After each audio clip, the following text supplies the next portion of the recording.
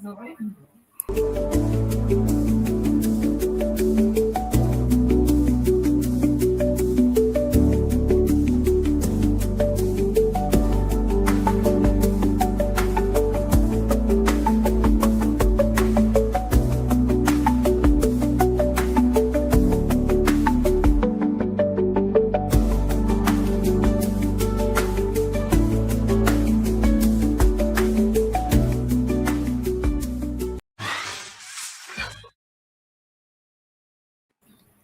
evening, everybody. Welcome to League of Extraordinary Inventors. I'm your host, Mike from Faraday Research. It is Free Energy Friday. It is Friday, August 22nd, 2025. Welcome to the show. As always, we got Lulu on and we got Nathan on. And hopefully Philip will jump on. I know he was talking about going on holidays. I don't know if it was this week or next week. Just for a show note for everybody, next week there will not be a show. There's a possibility, I think Bernie might run the show Friday night because I'm going to be in Calgary. So I might actually meet up with Bernie's at some point on my trip there. And so it should be pretty cool. So I guess we'll get the show on the road here. Lulu, did you want to touch base on a couple of things you were talking about there? Yeah, I could start off like I was doing a search on something called up UPD. It's like DeepSeek, the company that took over DeepSeek in the United States. And I was asking it a question about if I was looking, where on planet Earth could I stand to look, and it would show me the future, like and it said that anywhere on Earth that we're always looking in the past, but that is incorrect because the solar system has a movement, and it moves through through space. Anyway, I did my own research, and it comes up to that if you are wherever you're on Earth, if it's above the horizon line, when you're looking at the constellation Cygnus, between Cygnus and Virgo, that space, that is the future space of where our solar system would be. So whenever we're looking in that direction, but it has to be over the horizon line for us to see it, that would be the space for the future, because it follows something called the Great Attractor, and the whole solar system's motion moves in according to the microwave background radiation, and that's where how that energy highway for our solar system it moves. I could read later on. I'll bring it up, and I could read the technicalities and the equations of that. But in an overall idea, that's where the future is. So I thought it was pretty cool. Very cool. Yeah. Oh, there's Bernie. What's up, Bernie? Did I just say hi before I hop on a plane? Love y'all. Have a safe trip. You're heading to. Oh, okay, that was fast. Just saying hi. Just bounced off. That's hilarious. That's great. Oh man, You did a flyby. Yeah.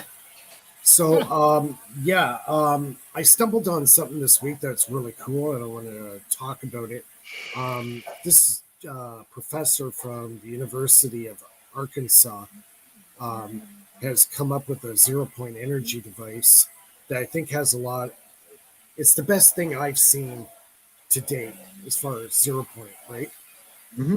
Just bear with me here for a second, and I'll do a screen share. He's got a video that kind of explains what it is in his words. So just bear with me here for a second. I'll do a screen share.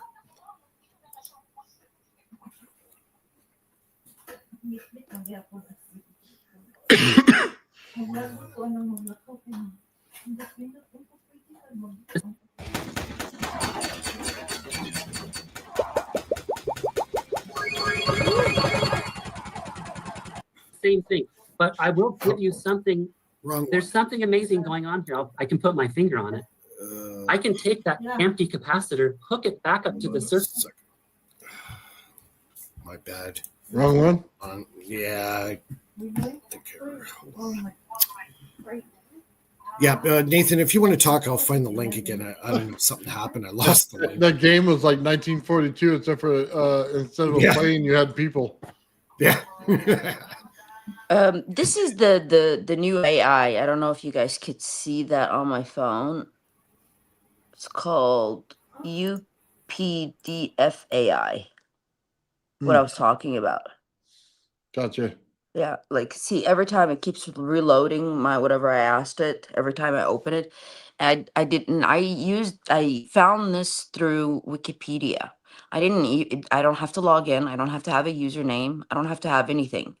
I just click on it. It shows me the, and how I could ask it questions. Like right there. Yeah, but there's no login, nothing. It's just I just clicked a link and it connected me to it. So I thought it was pretty cool. Okay. I think I've got it sorted out. Let's try this again. Screen share. Okay, here it is. Can you see my screen okay? Yeah. Yeah. Okay. So, University of Arkansas professor Paul, sorry, I'm going to kill this name, Thebiado, has been studying graphene since discovery in 2004. A single layer of carbon atoms arranged in a honeycomb lattice structure. Graphene exists as a state constant motion. So when it's one layer thick, the graphene is actually moving from the quantum fluctuations of 0 point. And it's also been observed at absolute zero. So even though it's at absolute zero, the graphene still waves around and moves. So based on that, he has come up with a chip and a circuit that harnesses the motion of the graphene to create electrical energy. So I'll play this little video here. In this animation, on the left-hand side, there's freestanding graphene. The freestanding graphene is so thin and flexible, it's always moving. This motion, called Brownian motion, creates a noisy electrical signal. In response, our special circuit with diodes produces a temporary, nonlinear, direct current that charges the storage capacitors. Before the capacitors can discharge and reach thermodynamic equilibrium, we disconnect them from the circuit and use this stored charge to light the bulbs.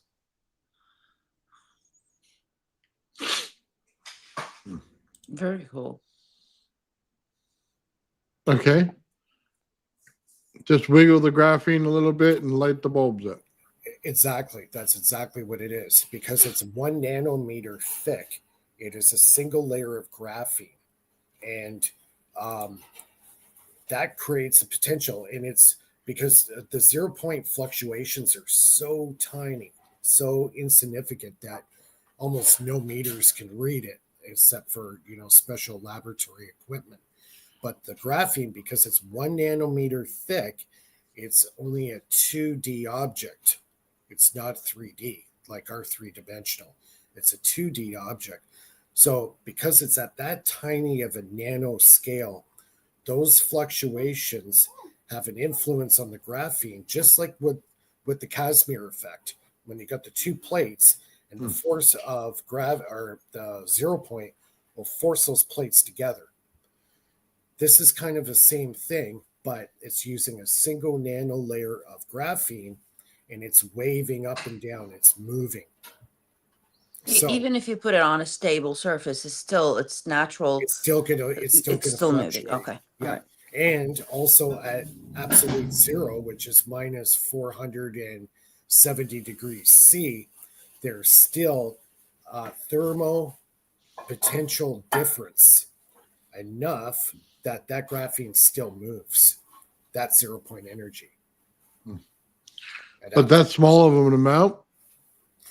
It works out, he's done all the math, it works out to 1 watt per square meter, which is double the strength of a windmill, but 5 times less than a solar panel. Okay. Now the chip is only this big, so you would have to scale it up or make thousands upon thousands of these little chips, Hmm. add them all together to get a big potential. But it's coming from 0 point. It's basically a self-recharging battery. Where have we heard that one before? Yeah. Right? Yeah. So, Interesting. yeah. So this is real tech. It's they just got a grant last year for $904,000 US. So they got a pretty good grant to continue the technology development of this. And I think it's the real deal. I think this is really quote unquote 0 point energy. And it's scalable, totally scalable.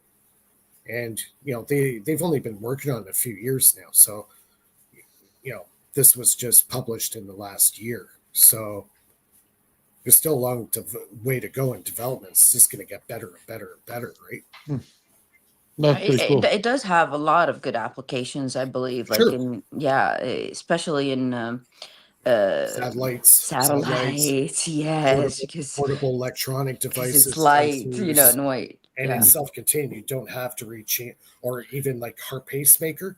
Now you won't have to change battery, right? Yeah. Practical application. Like So, we're not talking about like it necessarily to power up a rocket, but small devices that it's very hard for whatever to recharge them, or to like you said, like the pacemakers, like the satellites, like small things that are, it would be a good idea not to change the batteries too often on yeah. them. I missed Yeah. my flight like a retard. Did you miss your flight? Oh my God. You're the king of missing your flight. And I've been at the airport for 7 hours, and You somehow miss it. it's like one of their clocks was effed up, and they're like, "Yeah, this is the real time." So I thought I had an extra hour, and I was like chilling outside, and oh, God. So Sorry, how long Joey, was I'm not spending the night tonight. Shit. I'm a Yeah, bummer. you need like an escort with you to show you to the plane. Hey, fuck shit. Oh well, that's his life. Guide. Much love. Oh my God. He's got Stop that again. In and out. That's hilarious. That's the greatest. Oh, He's So like is he coming back to Canada, or is he going back no, to he's supposed to go to LA tonight, LA? Okay. and then spend the day with Julia, and then from there he's going back to Calgary, as far as I know. So you never know with Bernie. I thought he was going to be back last week, and he's been in the States like almost 2 weeks now. I don't think he wants to go back. I don't. Yeah, it sounds like it. you're getting the sun over here. You're not in Canada. Yeah, exactly. Well, actually, the temperature is not that bad here. It's about 75, pushing 80. But it's supposed to be like that in Calgary when I go next week. So it's supposed to be pretty decent weather. So we're going to go to the mountains and check out Banff and that. So that should be really cool. You know, that graphene, I think it's a way better idea, but I keep seeing just a little amount. Remember that little pole that they just turn sideways? Yeah. And that's what I keep thinking in my head, but I know it's better than that. You know what I mean? Yeah. See, but you're dealing with something at the nano scale, right? You're trying to pull energy out from the nano scale. Obviously, it's going to be a small amount of energy, but there's a lot of it. So that means you have to multiply that system 100 million times to get, real working power out of it, right? Okay. Interesting. Like some devices need enough energy just for it to start. Like our little magnetic motors. You need that like first, and this would be so perfect for that initial start before the thing, does the rotation on its own. Like like a trigger, Yeah. Yeah. But you know what? That application's good for, say, you have like a battery source and you have that running in tangent with the battery. So when you're not pulling a load off the battery, that 0 point energy device is recharging that battery simultaneously, constantly going, right? It's a never-ending thing. What's good about it, it lasts forever.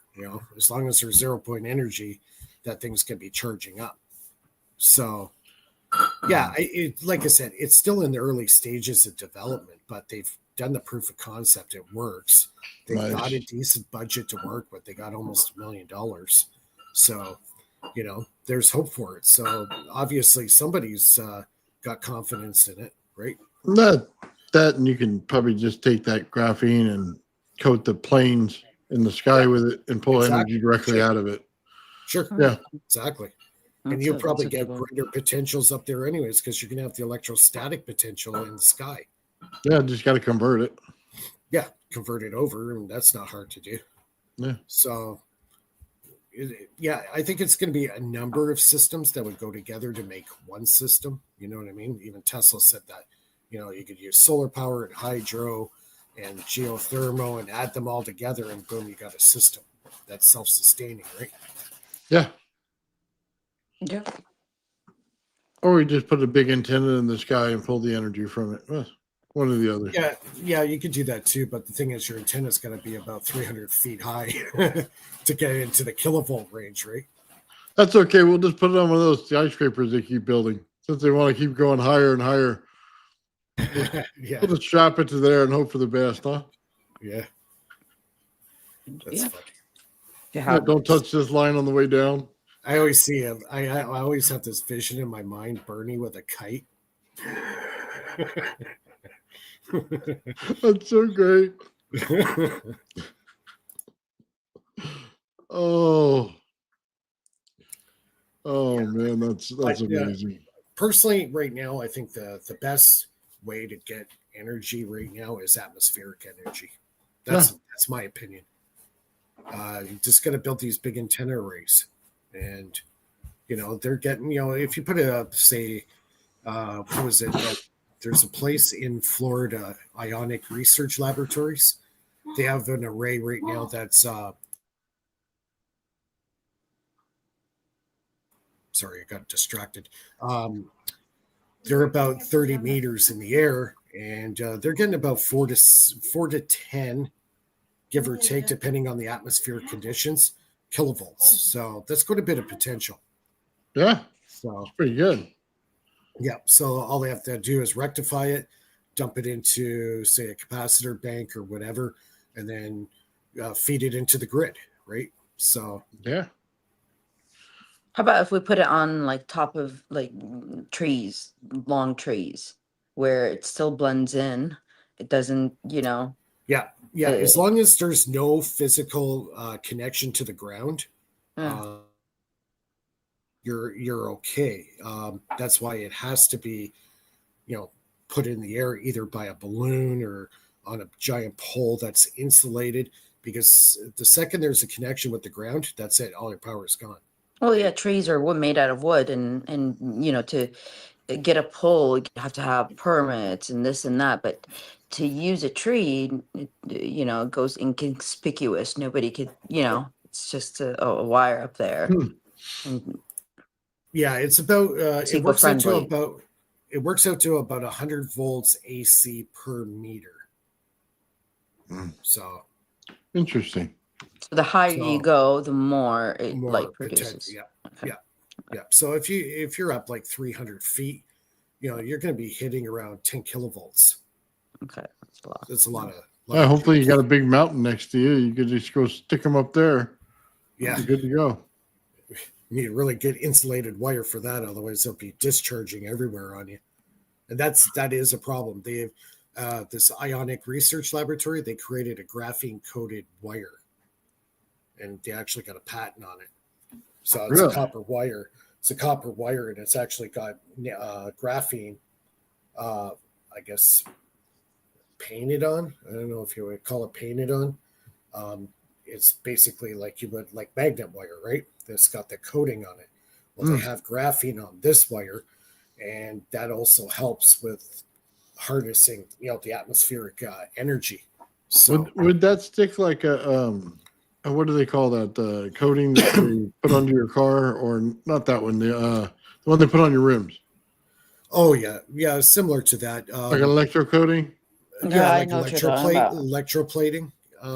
It would be something similar to that. I'm not too sure the process and what they use to bond it, but I know you could take graphene. If you get a good quality graphene, you mix it with India ink, You ever heard of India ink? And this stuff will basically adhere to anything, and it's like a dye.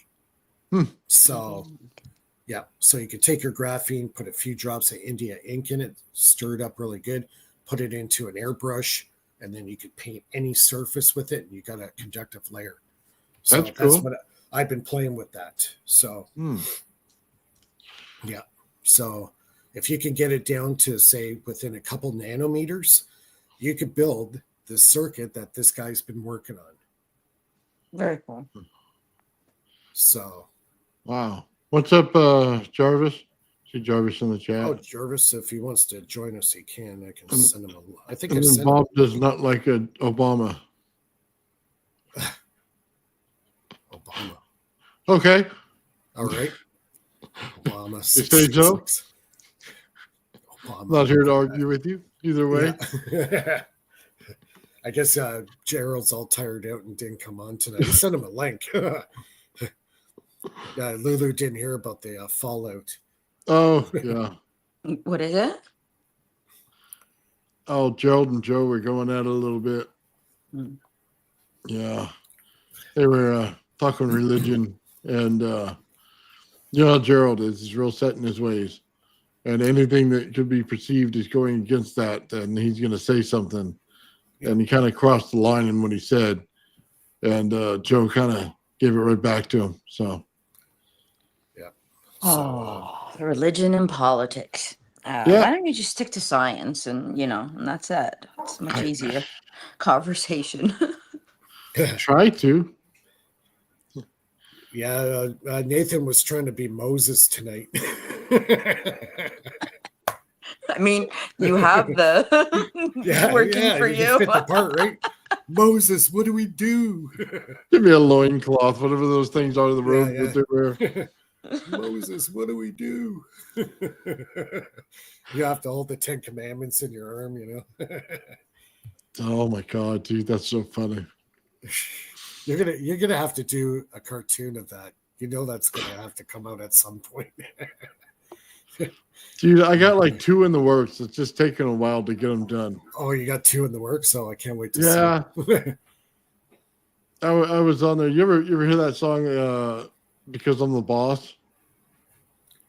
It's an older song. It's like 10 years ago. He keeps saying he's the boss. And anyway, he does a bunch of stupid stuff every few minutes. You know what I mean? He's talking about eating food and then getting turned down by a girl. And he says he does it like a boss, right? And then he said in the end, he took his axe and chopped off his nuts and then bombed Russia and then flew into the sun. And then he was dead like a boss. Anyway, I was doing that, but I was doing it as, I'm the captain. So I was doing like a dream episode where I was dreaming and saying that and doing a bunch of stupid stuff like eating chicken wings and burning my face off and just every ignorant thing that I've ever done on the channel. So I thought it was absolutely hilarious. When are you going to have it up? I don't have it up right now. I'm still working on it. Okay. Very cool. Sounds funny. Sounds hilarious. Oh, dude. Yeah, that one's good. And then I sing a physics song really badly. Like, maybe you should let the old times die or whatever it was. It's a song from a movie. I was singing that to physics, and it sounded absolutely horrifyingly bad, which made it so much funnier. So that's on there too. So nice. Yeah, but just some funny stuff going on, man. Star Trek. So yeah, but Mike does have a good one. It said Moses says split the hole. Nice. So funny, man. Yeah, I wanted to, when we were making t-shirts, put Mike on a t-shirt and talk about the 3 holes. But I didn't want to offend him, you know what I mean, anymore. Yeah. And, but I still think it's funny. Split the water hole. Split the water. Nice.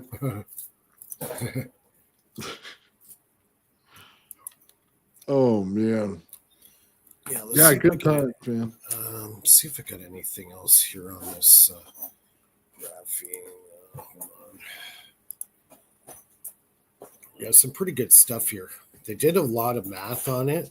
That's why they're taking it quite seriously. So they've worked out all the mathematics, how it's working, and you know, let's say they did all their homework, right? Mm-hmm. Actually, Oh yeah, they don't accept anything without the math. Got to have the math with it. mm-hmm. Which is ironically funny because it's like a bunch of symbols. It wasn't what it looks like. You know what I mean? It's like it's not like math and like other people think like all these numbers in it. No. Mm-hmm. It's literally symbols of the different things that mean different things. And it's hilarious to look at. Okay. But it works. Can you see my screen okay? I'm gonna play another video here. Oh yeah, sure.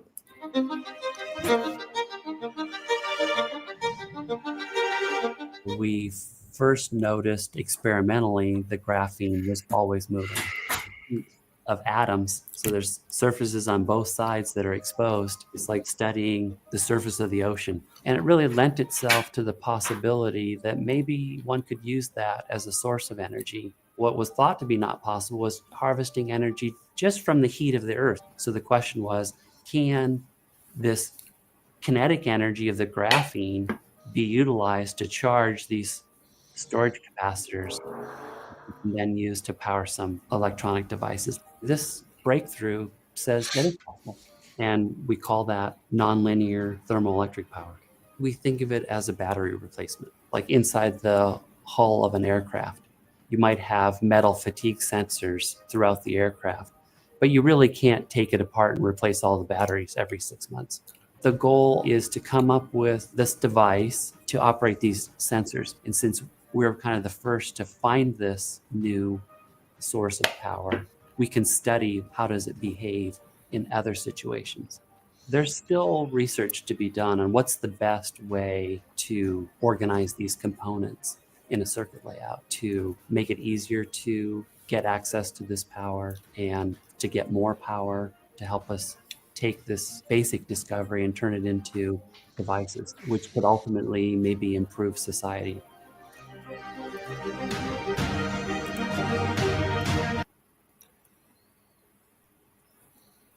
Very cool application. I like the idea of like putting. And look at the circuit.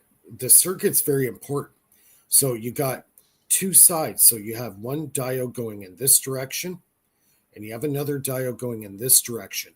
Now, on their study, if you do not build the circuit like this, exactly the way they have it here, this will not work.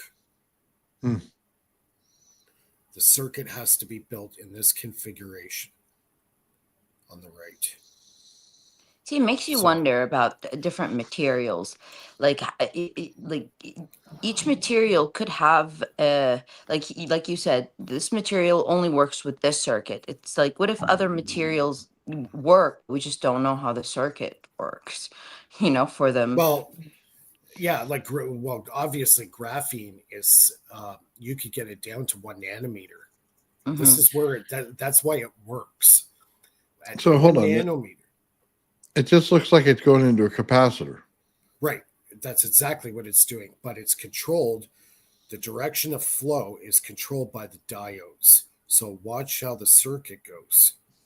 It has to go in a specific direction, and it'll charge. Are you sure it even goes through the diodes? Because I'm not seeing a whole lot of diode. Yeah, the diode's right here, and they have to be a leaky diode. So they'll have to be what I would say probably a Schottky diode. Okay. There are other Zener diodes that can be quite leaky. So what happens is when the fluctuation happens, the top will become positive and the bottom will become negative. And then when it flexes back in the opposite direction, because they're seeing a negative energy flux in it, it switches. Now the bottom becomes positive, then the top becomes negative. That's why you have these diodes, one going in one direction, one going the opposite direction in correlation with the two diodes. Can you play it real quick again? I just want to see the direction of the little dots. Yeah. Bear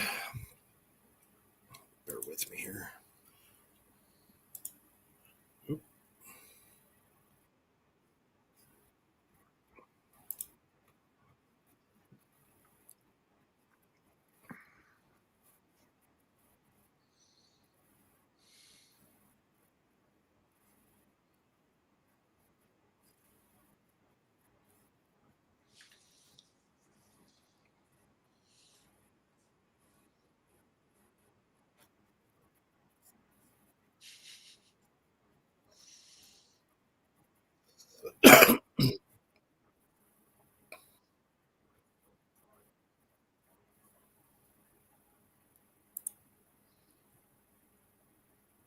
So does that make any sense? I haven't seen it yet. It hasn't moved. Oh, it didn't move? No, I've been waiting. Oh, okay. What the heck's going on here? Hold on. Let me stop sharing. Let me. I just want to make sure the dots are going to the diode because the way that they're bent on there didn't look like it. Yeah. Okay. I thought it was playing. All right. Sure. Can you see that? Yeah, I can see it. Okay. Hold on. That's not the one I was playing though. What the heck is going on?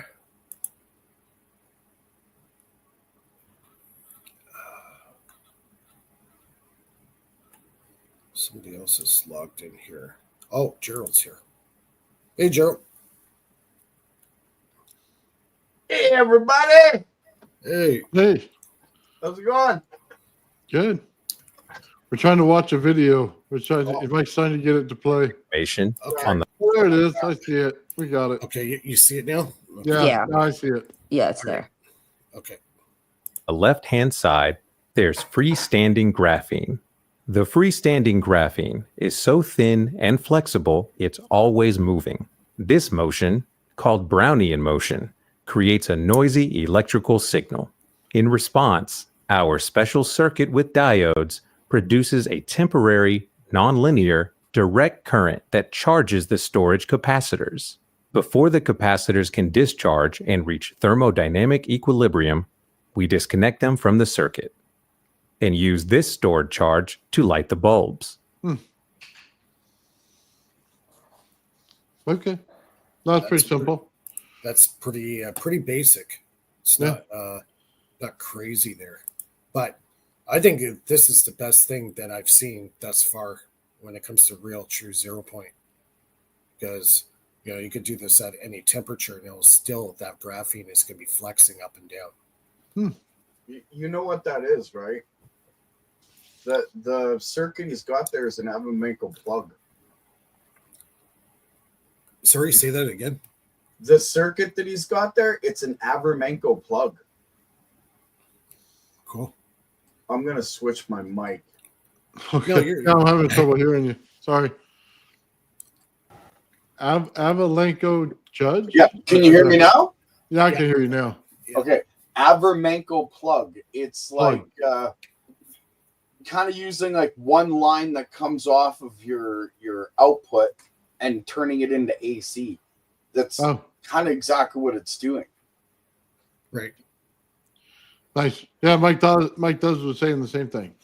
Nice. Oh, okay. Mike does get it right. Yeah, he said that old man Bill was Guys. confused and he's still learning.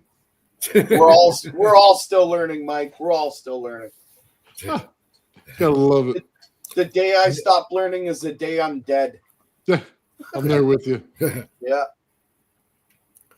I'll be flying over your head soon, eh, Gerald? I'll wave to you when I fly by. Oh, you got Oh, your yeah, banner over Gerald's face right now. You're going to Calgary, are you? Yeah, Tuesday I'll be there. So Nice. Gerald's being when I- the little angel on her shoulders right now because Mike's got his face covered. I'll drop little bombs Oh, that's as all I'm good. going over Manitoba. Nice. I've been training for a long trip, but I'm not gonna be ready until I think spring. I mean, I can press 800 pounds with my legs, and I biked 21 miles just day before yesterday, but I'm not there yet. To bike to Calgary is going to take me some more training. So I'm going to wait until next spring, and then I'm going to do it. You're gonna bike from a city to a city? Yeah, I'm going to bike from Manitoba to Calgary, so it's like 2 provinces over. It's about 1,200 miles, something like that. 1,200 man. miles. You want to bike? Wow. Yep. My a buddy of mine, actually 2 friends of mine from high school, went from Manitoba all the way to Hope, British Columbia on mountain bike. So I can't go that far. I ain't touching the mountains. Look, I got some guts, but my balls ain't brass. You know what I mean? They're not that big. Sorry to put it that way, but going over the mountains by mountain bike, man, you have to have some guts, and I ain't gonna do that. Yeah, But hard. the plains is a nice place to take a nice 2-week long journey. Yeah. Yeah, why don't you cheat and get a battery or something? You know what I mean? Get one of those motorized ones. Oh no, I have an e-bike and built a trailer that charges the battery while I'm running from the power on the trailer. It's runs through my coil. You'll have to see it. It's part of one of the devices that I'm going to be bringing to market. And that's the one you're taking? Yep. So I'm driving that 1,200 miles as proof of concept. I already have 2 bike shops that are interested in them, but I want to do this big long trip to prove that you can run an e-bike 1,200 miles without stopping to charge, because the trailer's going to charge it while I'm riding. Yeah, well, that's fair. Yeah. It's cool. Yeah, that's part of it. Go ahead. I'm just gonna scoot up for a quick smoke. I'll be right back. Yeah, can you take down the picture real quick so we can see everybody? Yep. There we go. Yeah, I was searching something, a new sport called a paraglider. Like Okay. it's a little it's not little, but you know, it's like a huge wheel. It has a big old fan. You strap it on, Oh yeah. and you take a few courses. But you know, overall, like you could fly from that 1,200 miles on a paraglider, and it's like about you know, goes from 3,500, you know, all the way to 10,000. But you could get a decent one for like $4,000, and like there are a few schools here that offer that. Hmm.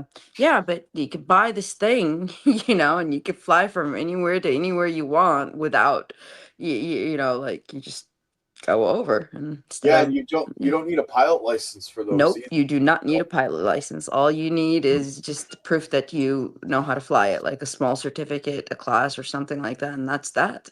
Oh, And wow. try not to run out of gas. Oh yeah, well, it said that it holds I don't know how many liters, but like almost 400 or 500 miles worth of. Woo! Just to, That'd be a yeah, fun so trip.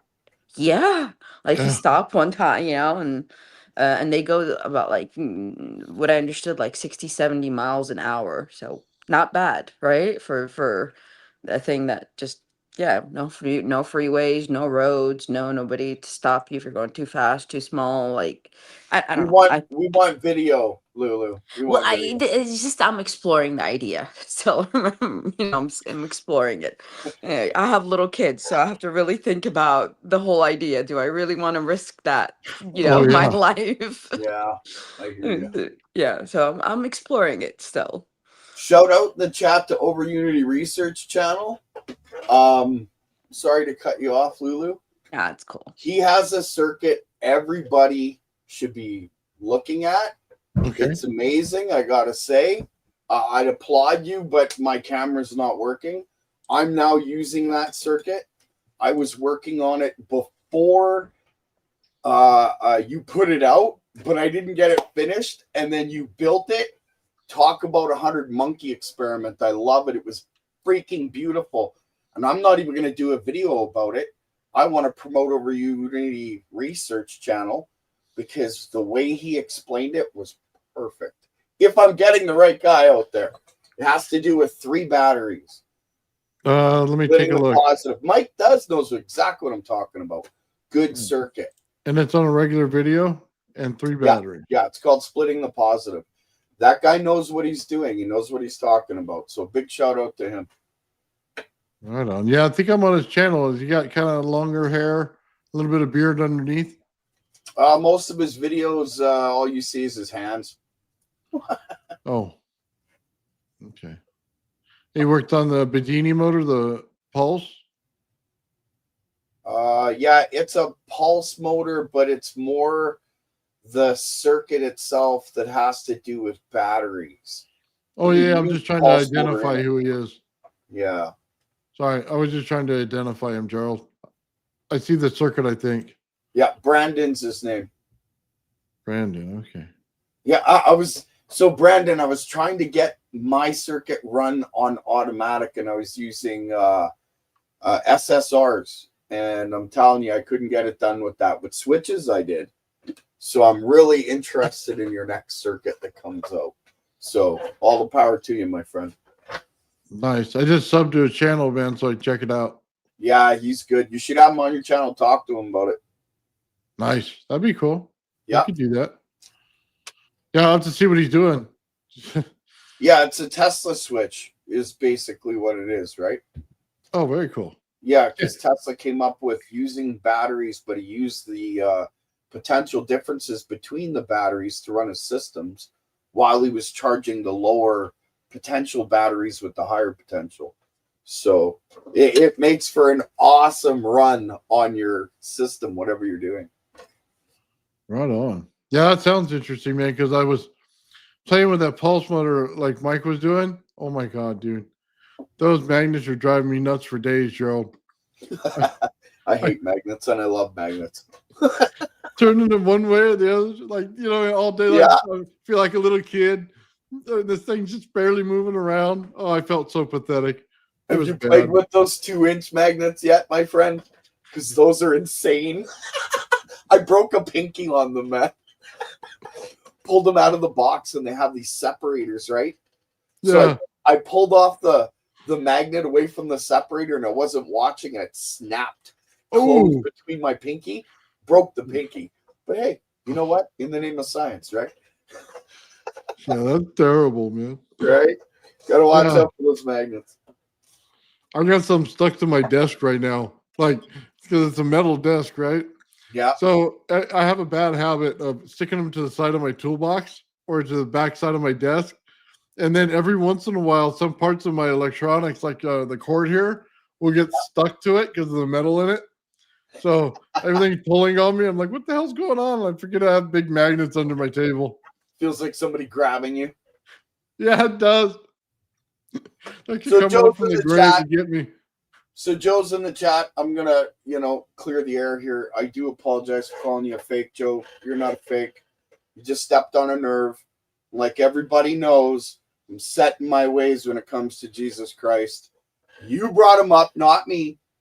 And I apologize for going overboard. So that being said, I'd much rather apologize to you on Zoom Live when we're together doing, a debate or something. And I don't care if it gets heated. It's not about that. I like it getting heated because then we're smashing out the truth.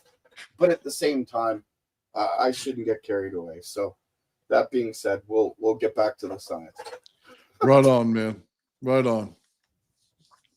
That's cool. Yeah, dude. The funnest parts of these things, man, is when you argue a little bit, but then at the end, you kind of it's like arguing around a bonfire and then having a beer. Yeah, and you forget all about it 2 seconds later. Exactly. I can agree to disagree with you. Heck, I can agree to disagree with myself sometimes. You know what I mean? Girls drinking both beers. Yeah. This is good. No, this one. That's life. That's how we learn the truth. Sometimes it's a little messy, but who gives a shit in the end? We all find out the way it really works, and we have no hate, Oh, but I didn't want to talk to you, Joe. Speak of the devil, and he shall arrive. Don't suck this edition. I literally came on to say, you know what, I think it needs to be said, Gerald. I respect your work tremendously, and always have. And my analysis of the stuff that I do is honest and from a good place. And I always take things with a grain of salt. And you know what? I just want to be respected for the fact that I have nothing to gain out of this. And I just do it for the fun of it and the love of it. So, you got to respect that. And we could disagree. And, I've disagreed with you a bunch of times, but it's all peace and love, man. I always say that. Yeah, I got no hate, man. I can agree to disagree with you 100% on that. No worries. Yeah. So, yeah. And that's all good. You're busting your brain trying to get it all done. We all are. So, hey, no worries, right? Fascinating stuff all around. It's all happening. I don't agree with some of your conclusions, just like you said, you don't agree with some of mine, and that's all good. That's what makes us. I don't want to live in an echo chamber. You know what I mean, Joe? Oh, I agree. I like arguing with people to some degree because that's how I get what I'm trying to say out. They get what they're trying to say out. The audience decides what's truth. And you and I figure out what's truth between us. So it's the truth generally tends to lie somewhere in between, and probably on both sides too. And that's been my experience with it, But it is what it is, and it's part of the process. And just wanted to make sure I said no hard feelings. Never was, but like I got teeth too. You know, it's, We all you got the lion, and I got teeth too. It's just how it goes. We all That do, comes yeah. with the passion. It's all good. It's all good. Right on. Like I said, the truth gets dirty sometimes. Yeah. Truth is uglier than the fucking lies that are out there, man. Sorry for swearing. Mike's audience is gonna leave. I'm actively watching the lies right now, right in front of me. So I won't say who. They share a slot. Yeah. I have a bad joke because of what you said, but I'll be respectful towards women. And Yep. I'm a very bad guy. I'm sorry. I apologize. Bad joke. Bad joke.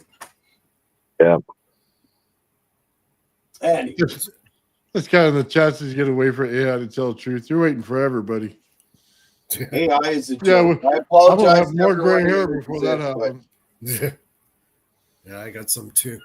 if you use AI, you're giving them your work. And when they flip the switch, if you try and do any kind of research or work that's serious into what you're doing now, they'll take it from you and lock you up. That's absolutely true. All AI is a proprietary freaking basket. They're just trying to snag all the information they can from you. What do you think Elon Musk is? That guy's such a... All he wanted was to literally, when he put X together and he claimed like he was this hero of truth, right? All he was doing was getting everybody's conversations to apply to his algorithm for the brain interface system that he's trying to put together for his AI. So everything everybody says on X is proprietary to his AI system. Mm-hmm. I'm just saying, you know. So check this I out. think we've all been fooled in that way. I don't use AI. I've never have. Other than, of course, Google, because it runs behind the scenes. Sorry, Joe. Yeah, no problem. So, like, couple things, right? Now, first of all, if you use AI and you're only trying to draw correlation and you give no context, that's a useful tool at that point, because it will draw correlation under specific parameters without telling it what the hell you're thinking or what you're doing or how you're using it. So that's one way. Yeah, that's one way to actually exploit it without giving away the goods. And that's actually something I do from time to time in order to find out complex sequencing, and relationships. But aside from that, and it's actually a little disconnected, but about what we're all doing and stuff. I actually had a little story about this guy that I know. He's an investor, and I was talking to him the other day. We went out for a cup of coffee, whatever, and just shot the wind. And he was kind of telling me that he has this huge opportunity to get involved in a lithium boron mine that has not broken ground yet, and that the investment is super low, but the measured potential of the mineral extraction, is like pretty high. And I had to kind of tell him, I said, you got to read the tea leaves, man. There's a reason. And I brought in all the cafe standards in the United States that just actually passed and got turned over, and all the e-vehicle incentives that were all done away with. And the idea here was that, the electric vehicles are actually what's consuming the majority of lithium at this point. And there's almost no incentive to buy one anymore. And even if it didn't change, they were still moving to a solid state ceramic form battery at that point, as mean protocol. So like that was going to be a bust regardless, because by the time they would have blown through the other lithium deposits in order to start a new one, it had been a thing of the past. So I don't know what he ended up doing with it, but I kind of just felt the need to be like, hey, before you spend money, man, read the tea leaves. If you think you're going to retire off this, I don't think it's a good idea. Yeah. Have you heard of the new zinc air battery? Yeah, there's zinc air battery, and the newest battery that Cat L in China's been working on is the sodium battery. It's about 25% cheaper than the lithium. The energy density is a little bit lower, but it's the cost. and the technology, they're actually making the batteries now. And apparently, they say those batteries can get about 3 million miles in its lifespan. So that's what I was about to say. I'm pretty sure that the sodium batteries, their charge cycles, per their life cycle is like Yeah, it's a exponentially lot. higher than that of lithium, which lithium Yeah. kind of sucks in that regard. Yeah, exactly. And it's even better than lithium iron phosphate as well.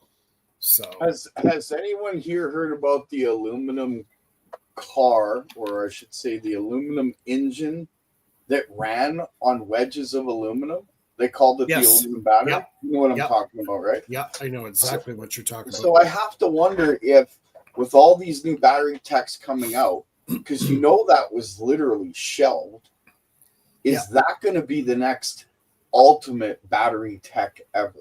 Because all it did was you took this wedge of aluminum and you would stick it in your motor, and it would run as long as that wedge was there, and it would break apart. I don't know what you would call it. It would get used up, and you would just pick up another wedge, put it in, and keep going. Yeah, There's exactly. so much aluminum everywhere. That was, if I'm not mistaken, that was designed in the 70s. And John Serjanka was the guy who shelved it. Yeah, that's right. Because Bettini was the one that was discussing it. Yeah. Yep.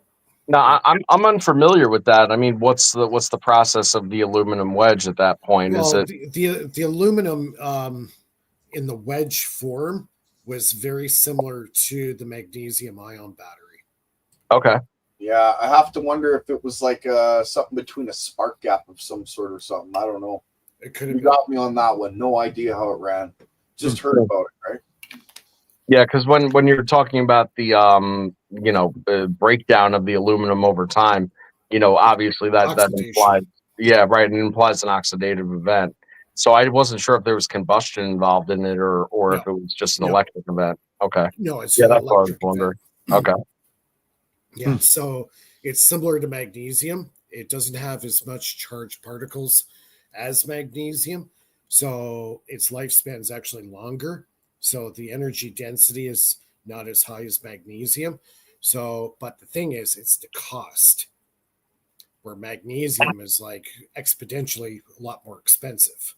Yeah, that's why they went That's with true. the aluminum. I mean, think So- about it. Like, if it comes into production, it's like, yeah, I'm going to buy a 6-pack of aluminum wedges. Yeah, Like, six-pack. you think about Driving it. across America, you need a 6-pack of aluminum. Yeah, like- So I mean, the thing is though that you run into the same exact issue with aluminum that you run into with magnesium, which is like the instant oxide of the surface. So you end up having to you're changing your wedge, but it's more complex than that. That's something we've discussed again. Something Mike dabbles in, so I'm not going to bring it up. And No, I agree with you, but there's so much aluminum in the world. Who cares, right? Yeah, right. It's like using water kind of thing. Well, at that point, you just have a recycle facility. You're not doing it yourself because people don't want to do shit themselves. Exactly. It's a drop-off exchange. Of the just get the core swapped It's a out. consumable. It'd be classified like a consumable. Well, Yeah. all those pop cans would eventually turn into fuel for your car. Yep. And aluminum is, I believe, the second most abundant metal on the planet. So You can see why they don't want that battery out. It's like Yeah. I'm like imagining like products like those like little coffee discs, like something like that. Like you pop it in, Yeah. the old one Like just a comes Keurig. out. You Yeah, press like a another one Keurig, in, and yeah. it just like something Yeah. like that. Or, that's maybe cool. put my Keurig in my car. Yeah, like Yeah. pop in that. Nice. Like, Back to the Future all over again. Yeah, just like Get get a back banana to peel and sucking some beer down. Yeah, But no, that's a pretty very good. cool concept. I mean, I think aluminum is a like you said, it's a readily available material, and it has future. Because it's not something that. I mean, we have 8 billion people on planet Earth, so Well, think about it. talking about recycling, though, I mean, I've been a big proponent of this idea for a long time that rather than using like asphalt and such to like pave the roads, you should be using like HDPE that's like just mixed up with different aggregates and stuff to give it different grip properties for your rubber tires. And then you could just literally run a single machine over it that stands to chip it up, melt it, resurface it, and it wouldn't be prone to the expansion and contraction that leads to the cracks and potholes. And it's so prevalent and easy to both chip up and reform. And once it reforms at its melting temperature, it actually creates a solid mass. So it's just much easier, cheaper, and more prevalent than asphalt.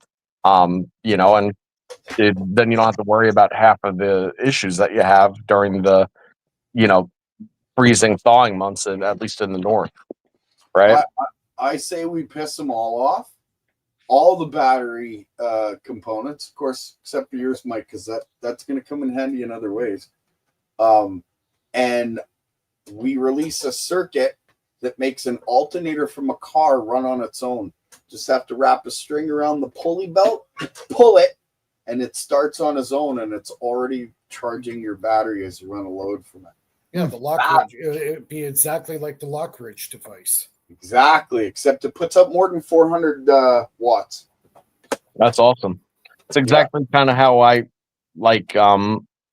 imagine the universe to work, as far as multidimensionality is concerned, like multiple pulleys that pulls one on the next, and depending on what the gear ratio is the amount of turn you get.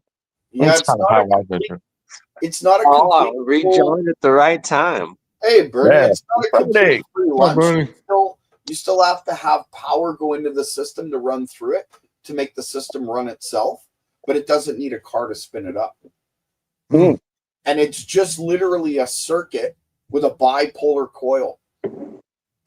It'll blow your mind. Of course, it has to be inside the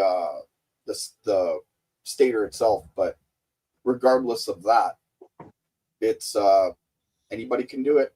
Anybody. So you guys are all going to have to work on it. So we all have to do it, give you the circuit, and I'm going to give you the winding configuration, and then you guys can all build it and prove me wrong or prove me right. No, I want to prove you right, Gerald. Give me the designs. I'd much rather you try and prove me wrong. I like that. I will try. Because then if I'm right, I'm really right, and if I'm wrong, well then hey, I got to go back to drawing board. Okay, I'm gonna say the hard part. Even when you're right, sometimes that doesn't mean that that's the only right for the same exact question, and that's what's hard. Questions are so hard. Answers are easy these days. We have so much resource and access to information, data, the ability to measure and to reason. But realistically, being able to see things and what's not there, and then be able to tap in, that's where it gets crazy. So prove it right, prove it wrong. It almost becomes like a non-issue, because sometimes you could prove it wrong in one regard, but switch the lens ever so slightly, and there it is somewhere else in a different mechanism following the same exact. Come on, Joe. Sorry, Bernie's doing Bernie's being stripped. We gotta give him some music here. What's next? Swinging sausage? I don't even know what I'm looking at. Swinging Jesus Christ. All right, listen, folks. It's been real. I wanted to pop in, say hello, and give my nod over to General. Is that turning you on, Joe? No, listen. Man, no. You know what's turning me on is this mac and cheese that I made. And that I'm about to shove in my face. Right? You don't want people to see that, man. You want to enjoy that. Yeah, right. So that's what I'm gonna do. All right, folks. You go happy Friday. Mac and cheese, Right baby. on, Joe. All right, bye. Bye.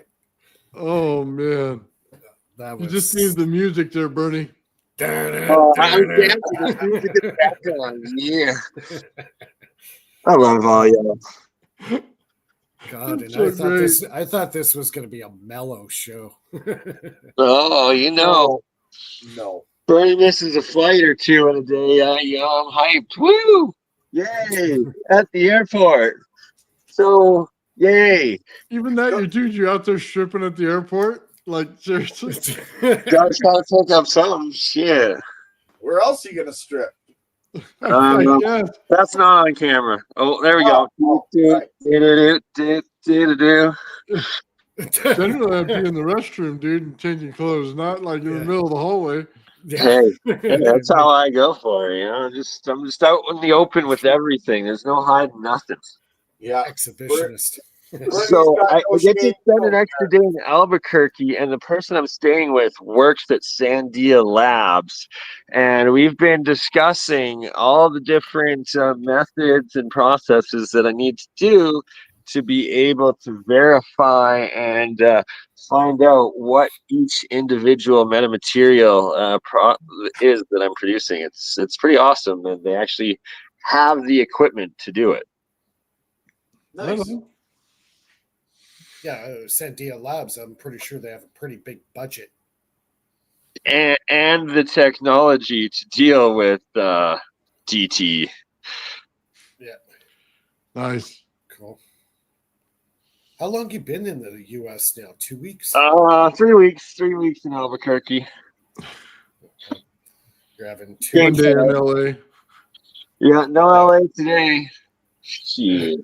Looking forward to spending the night hanging out with Julia and driving the strip of LA. My God, but not today. Maybe tomorrow. Maybe not. You Maybe didn't miss next much time. out there. You know, You maybe didn't I'll miss much catch on the a flight trip. tomorrow. Yeah. Better off going to the ocean, man. Hanging out. You know what I mean? Go to the pier. Yeah. Yeah. Like Santa you should Monica. ride on Santa Monica Boulevard Yeah. and play the song at the same time. I've done that. It's cool. Santa Monica Pier is awesome. I love it there. That was my favorite spot in LA. Yeah, You're gonna go from closer to there. I don't know. you're gonna turn on 2 ghetto streets and then finally come up to a clean one, and then go Yeah. back to 2 ghetto streets. You're gonna wish you were on the clean one all the Just time. go. Just. Oh my just go- God! You want to talk about ghetto streets? Albuquerque Central. Wow! Last night, I don't know. I posted a couple you little trying to get videos, shot? but I didn't. What happened after I ran out of recording space was like hilarious. There was one store open, and it's like it was baller, but it was like ghetto as F in the ghetto as F. And like there's like You a trying to good get like shot? 40 like heads just like twitching out outside. And then what was really crazy was there was like this 50 Cent looking dude, but like 5X on steroids. And like just like you could tell he was the alpha of the hood. And there's like 20 of his homies around him. And then there's like some hot hoe. And then he's like off camera, like holding her arm, and she's like trying to get into the store where it's like on camera and locked. And he's just like, "You stole my drugs!" And like, Oh God. I walked straight through them into the door, and they're all just looking at me like I'm the craziest motherfucker around. It's like, yeah, that's what's up. That's how I roll. That's terrible. You're trying to get friggin' like Jack down there and Oh, shot at. I roll around. I mean, will defend myself if needed, but you just gotta put out that alpha mentality, and they all just scurry. Yeah, just no fear. That's what it's about, man. No fear. You don't have to stand tall, but you got to stand. Exactly. And it was just quite. I almost want to go get the security camera footage because it was that good. Like it. Oh man. Anyways, I'm having the time of my life. It's all good. It looks like you don't want to go back to Canada. On Tuesday, at the very least, I'll have caught a flight back to Calgary by Tuesday. So I'll get to hang out with Mike in person. Yeah, that's if you don't miss your flight. Hey, it's only Friday night, so I think I'll be good. I think I should. Well, you might as well make plans with Julia, dude. You might be in LA for another 2 days after you get there if you keep missing flights. Yeah. Right? Yeah, exactly. I told her to keep her posted. I gotta freaking man. I gotta go. I gotta go deal with this. Love y'all. Talk to you. Run, Forrest! Run, Forrest, run. The bags are out. There's an attendance. Later, Bernie. Oh, it's so funny. He's in and out, in and out, in and out. I think he had too much fun. Hey guys, Michael's back. Hey, what's going on, brother? only briefly. Have you guys seen Bernie tonight? Or He Just Yeah, fine. he's just here. You just missed him. dang! Oh, that's how it always is sometimes, you know. He's Anyway. in he's on his way to LA right now. He's just All right. out running to catch his flight. Yeah. All right. Well, dang. That's what I was planning to talk to. Yeah, he had some interesting results with some metal hydrides that I wanted to investigate. Yeah, Nice. you should. Well, I'm gonna be actually heading out his way in Calgary on Tuesday. I'll be there, so Bernie should be back by Tuesday. So I hope that's if he doesn't miss another flight. But Hopefully. No. All right. Well, I'll have a chance to talk to him soon anyway. you got it. You got his email, right? Yeah. How are you guys doing? Oh, we're Doing pretty great. good. Yep. All right. It's Good. been a pretty busy night. Nice. Lot of things going on. Same here. Same here. I was just learning a little bit. I was just researching the coulombic efficiency of the deposition of magnesium and bismuth in urea choline chloride solutions, because I'm trying to make the magnesium bismuth composite. Well, we're making a fake arts parts, and we're going to see if it. Well, I don't know if you guys heard, but when Matsudagas tested the arts parts, he put it on a piece of plutonium, which was a neutron source, right, intended to irradiate the sample. And basically, it's a neutron activation study. You can tell what elements are in the sample by how it gets activated by the neutrons. Apparently, the magnesium bismuth combination. I'm actually thinking about doing an electroplating version of that, and apparently the K value of bismuth is very high. So when you, I mean, K value. What do you mean K value? Yeah, the resistance value. Huh. The resistance value in the bismuth. So when you anodize the two together, and you put it in between two piezoelectric transducers, and you hit it with high voltage, that resistance that's in the bismuth supposedly affects gravity or creates a gravity wave when it's hit. There's been a ton of speculation about bismuth over the years, and I'm sure it has some effect just because it has such a high spin. In fact, it's probably got the highest spin of any stable thing except for tantalum 180-M. Which is also technically observationally stable, but it's not known whether that's stable or not. But in any case, what I was saying is the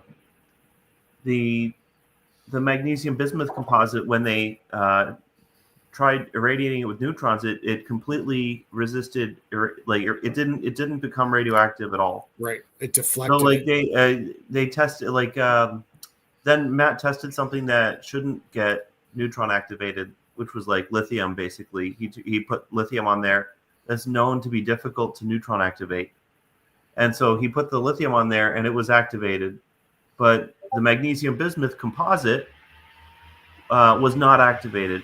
If you put magnesium on there or if you put bismuth on there, it gets activated by radiation. But for some reason, the arts parts was not. Now we want to see if there's there's a whole body of theory about nuclear vibrations. In fact, it's kind of related to the hafnium controversy. I don't know if you're familiar with the hafnium controversy. I'm a little bit deep down the rabbit hole.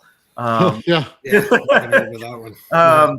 But basically, it was claimed that hafnium 179-M, which is a metastable nuclear isomer, not an isotope, but a nuclear isomer.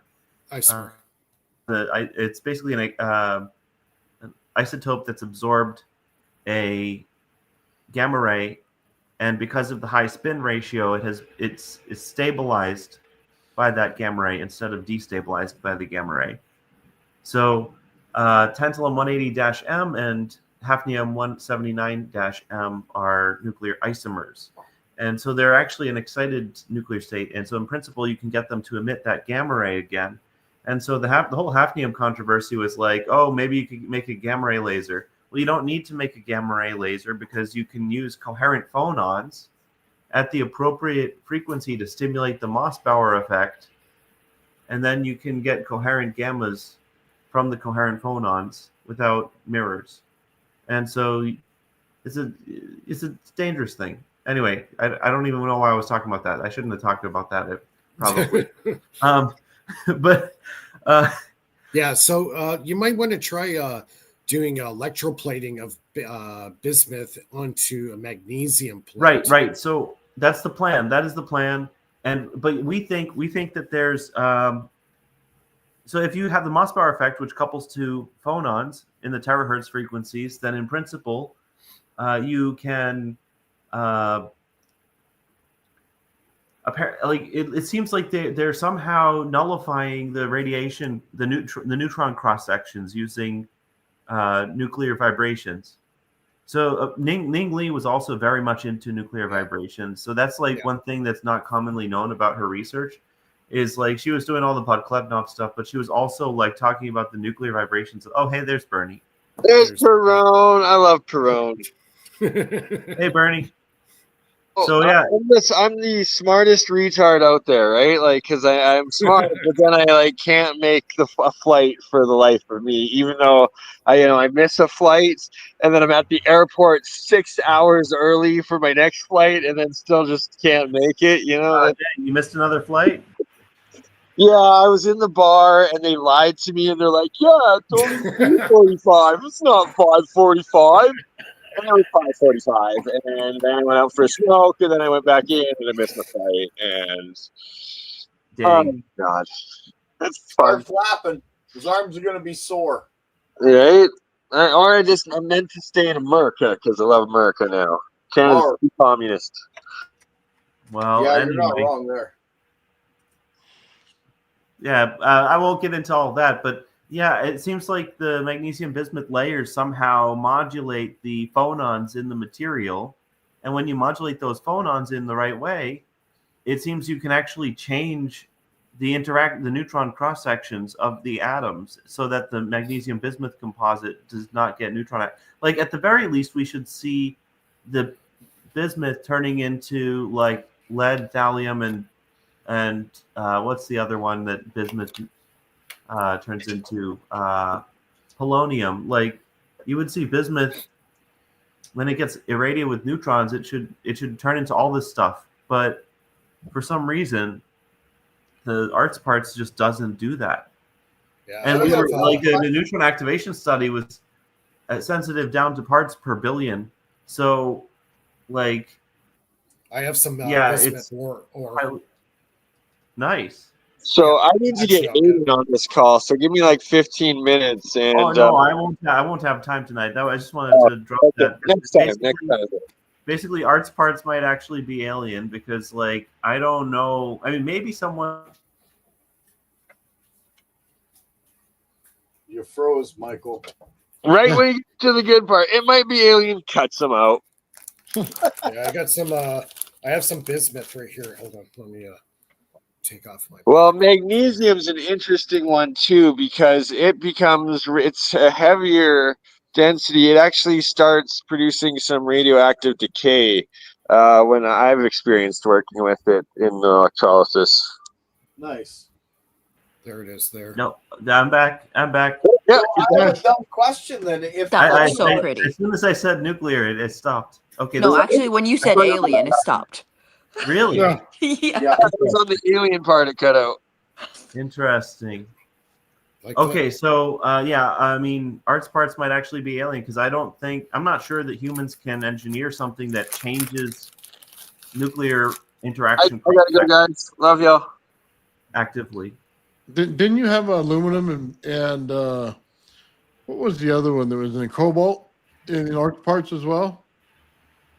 Cobalt? I don't know what the trace elements were off the top of my head. It was just very, very strange that none of the bismuth was irradiated, and the bismuth should become radioactive under intense neutron bombardment, but it did not. So, well, they're making I misunderstood magnesium too. What you were saying earlier is under neutron bombardment, it creates phonons. Well, no, I mean, so it's known that there's this Mossbauer effect. So there's a gamma ray coupling to phonons in the lattice, which is well understood. But what I'm suggesting is that in general, the nuclear cross sections are related to nuclear vibrations, and those Which nuclear creates vibrations sound. can be stimulated in the terahertz frequencies. Because if you think about it, the nucleus is a million times denser than the electronic states, and the nucleus is only 1,000 times smaller. So, and it's also only 1,000 times stiffer. So, the resonant frequencies that the nuclei can hit, interestingly, are similar to the resonant frequencies that the electronic lattice can hit. That's interesting. I made a song with my coil earlier today. So I kind of wonder if, well, again, correlation doesn't mean causation. So go ahead. I'm sorry. Oh Just yeah, a thought. no, it's definitely there's an interaction here because the electronic lattice is a million times less stiff, and the crystal structure, the crystal lattice is roughly like the individual electronic bonds are roughly 1,000 times larger than the nucleus.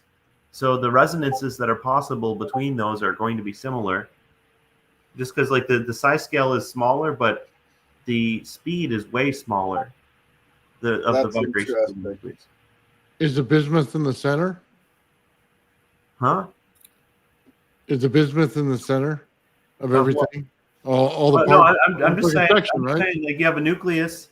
No, I know what and you're saying. I'm just asking the configuration of it's which parts small. sit on top of each other. The nucleus is small, but the phonons that travel across the nucleus, because the nucleus is made up of other particles, the phonons that travel through the nucleus travel way slower than they do through normal matter, because the density to stiffness ratio sets your phonon wave speed. And since Creating the almost like a size scale is drag. so small, then the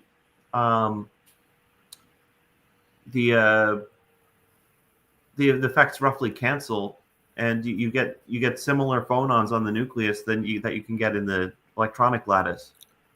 Okay, so that makes sense to one of the experiments I did. I took 5 smoke detectors apart, and I took my Geiger counter, and I was picking up a signal, and I put all the pieces in the center of my large coil, turned it on, and the signal disappeared. Well, Sorry? I'm talking mainly about terahertz, but I'm sure other things could stimulate those. I mean, I guess you know what? I had heard that barium had nuclear resonances down to 400 hertz. So maybe there are some in the audible range. I don't know. Interesting. But that's just something I had heard. I don't know. Like 400 hertz would be extremely low compared to terahertz. That's like completely different. So I don't know if Well, that's what I put into the possible. coil isn't what the coil produces. When I stick it on the oscilloscope, I'm seeing 1 terahertz and a half. I'd love to read. You can't get terahertz on it. You can't register terahertz on an oscilloscope, man. Well, maybe it's not. Maybe it's 1 million hertz. That's not a terahertz, is it? You'd need an infrared camera. I have an infrared camera. Yeah, well, I mean, if you're making terahertz, that's how you'd see it, not on an oscilloscope. Okay, maybe I'm misreading my oscilloscope then. Also, usually infrared cameras are mid-IR, not far IR, so it's a tricky thing with terahertz. But anyway, I got to get going for the night. But Real quick. just, something to think about. You can mess with the nuclear vibrations and change the interaction cross sections for various. Hold on, let me just say this, because the material matters around it. And I'm not talking about the nuclear or anything, just the material itself. Because you're turning on a transistor from the last time Jared put it out on when he was talking about it in the arch parts. The exact formula for building a transistor was right there. The frequency will change based on what you're putting into it. For instance, a piezo buzzer doesn't go to 1 megahertz, but when you put in the different frequencies, it can go to 20 right away. You know what I mean? So that's what I mean. It'll hit something in there like you're talking about to accelerate the frequency. So it matters which which element you're putting around it. Oh yeah, for sure. That's why I was asking which ones in particular were all around it. Oh yeah. It's I mean, it's layers of bismuth and magnesium and a little bit of zinc. There's no aluminum in it? Not in those ones, no. Why aluminum? Oh, it just has a funny way of amplifying things. Interesting. Where you put certain energies into it. You put like a we always talk about negative energy, and it's like the longitudinal wave. When you put that into things, it doesn't build out with necessarily the RF that you would get. It's almost non-existent. So it changes the energy that goes into there and has a different reaction to it. Well, we were thinking about making aluminum bismide for the Alzaphon experiment a while ago. That might be interesting. It's technically a direct bandgap semiconductor, so it'd have very interesting properties if we can manufacture it. We were really going for an aluminum antimony bismide just to stabilize it, because it's not normally stable as a crystal. Do you have an oxidation layer in there? It's like a separation layer. No, it doesn't oxidize much. I mean, not more than like it's similar to silicon, I would say, in its oxidation rate. It doesn't oxidize very fast. Mostly because the aluminum oxide passivates the surface. But it's very thin, but very thin oxide layer. But yeah, aluminum bismide was very interesting. And bismuth, when mixed with the lanthanides, forms a lot of interesting refractory, like melts over 2000 Celsius ceramics, actually, with unusual properties. Not well explored yet.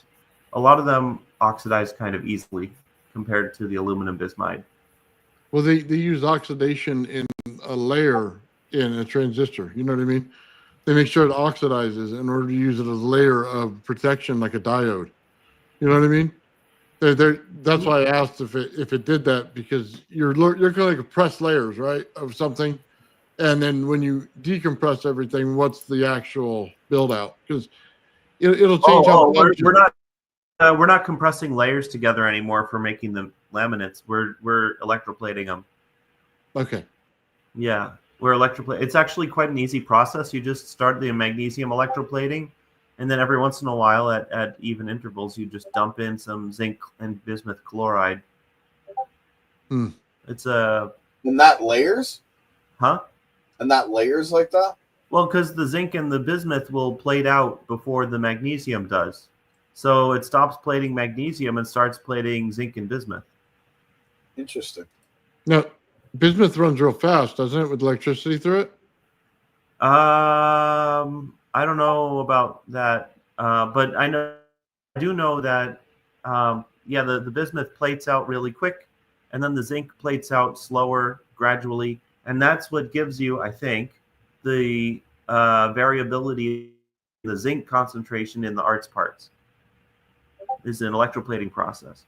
And hopefully we can get this thing to ignore neutrons entirely, because the zinc, the magnesium, and the bismuth, and all the trace elements that were in those, in the arts parts, like there was a lot that should have been neutron activated that just was not at all neutron activated for some reason. So we want to get to the bottom of that. It probably has to do with the configuration that we're in for a long time. And the thing is also, if we make this thing and it does not, if it does not successfully stop the neutrons from activating it, if it does get activated, then we will know that the arts parts, it's got to be something real exotic. Or actually, no, I guess there's still a chance it could be from a nuclear bomb casing. Because is that the whole purpose behind testing, is to find whether or not it's alien, or just to find the composition of it? Well, it's just it doesn't neutron activate at all, so that's like not human technology as far as I know. Like, yeah, that's not normal. You can't just stop. That's not normal. It's very much not normal. So like, I guess like there is a prosaic explanation possible, maybe, that like if it were a nuclear bomb casing, then the neutron flux during the explosion would have been plenty to to just like remove everything that would have been neutron activatable. But then if you have lead and all the decay chains end in stuff that would get neutron activated again under sufficient neutrons. So it's weird. I don't know if I trust that explanation fully. But yeah, I mean, I don't see a way. Like maybe it could be that if it got hit with enough neutron flux at some point in the past, there's nothing left in there to get neutron activated. But you would think it would come back after time, though, wouldn't it? yeah, well, I mean, so like the decay products should get neutron activated though, so I don't think that argument works well. But it's interesting, yeah. I mean, if it really does avoid the neutrons somehow, then it's beyond human technology. I can't even begin to like theorize Explain how. that. I get that. Yeah. Yeah. Interesting. That's awesome. Yeah, it is. Anyway, have a good night, folks. Right on, brother. Have a good night.